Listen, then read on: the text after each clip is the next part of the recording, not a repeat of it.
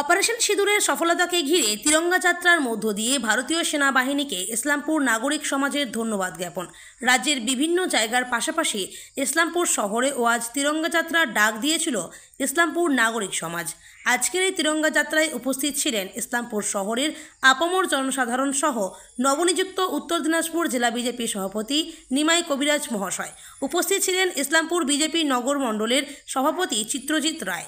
এছাড়াও ধর্ম বর্ণ নির্বিশেষে আজকের এই তিরঙ্গা যাত্রায় সকল শ্রেণীর মানুষ অংশগ্রহণ করেছিলেন। মিছিলের শুরু হয় ইসলামপুর মিলনপল্লী দুর্গা মন্দির প্রাঙ্গণ থেকে এবং মিছিল শেষ হয় ইসলামপুর আশ্রম পাড়া মোড়ে। ইসলামপুর নাগরিক সমাজের পক্ষ থেকে আপনারা সকলেই জানেন, কাশ্মীরের পেহেলগাঁয়ে যে নরকীয় ঘটনা ঘটেছিল এবং সেখানে ২৬ জন নিরীহ হিন্দুকে হত্যা করা হয়েছিল। সেই ঘটনার পরিপ্রেক্ষিতে অপারেশন সিঁদুর এবং সিঁদুরের সাফল্যে আমরা ভারতীয় সেনাকে অভিনন্দন জানাতে এবং আগামী দিনে আমরা ভারতীয় সেনার সঙ্গে আছি, সেই উপলক্ষে আজকে আমাদের এই তিরঙ্গা যাত্রা। দেখুন, গোটা উত্তর দিনাজপুর জেলায় প্রথম অবস্থায় আমাদের জেলাতে বড় একটা তিরঙ্গা মিছিল হয়েছে। বিশিষ্ট সমাজের নাগরিকদের দ্বারা সেই তিরঙ্গা যাত্রাকে আমরা সফল করেছিলাম।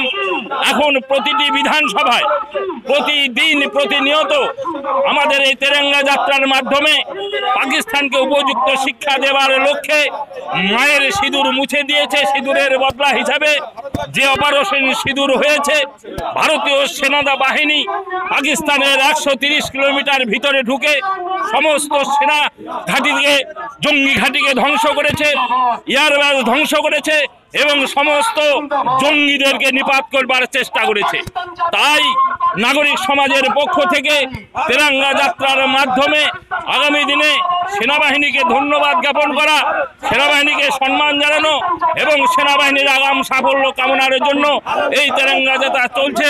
এবং আগামী দিনে গ্রামে গ্রামে গিয়ে এই তিরঙ্গা যাত্রা সেনাবাহিনীর প্রাক্তন কর্মীদের নিয়ে, সাধু সন্তদের নিয়ে, সমাজের বিশিষ্ট নাগরিকদের নিয়ে আমাদের এই তিরঙ্গা যাত্রা আগামী দিনে চলবে এবং সমস্ত মানুষকে দেশপ্রেমে আবদ্ধ করে জাতীয় জাগরণের মাধ্যমে, রাষ্ট্র চেতনার মাধ্যমে দেশকে রক্ষা করবার এবং সেনাবাহিনীকে দিয়ে উপযুক্ত পাকিস্তানকে শিক্ষা দেবার ব্যবস্থা হবে।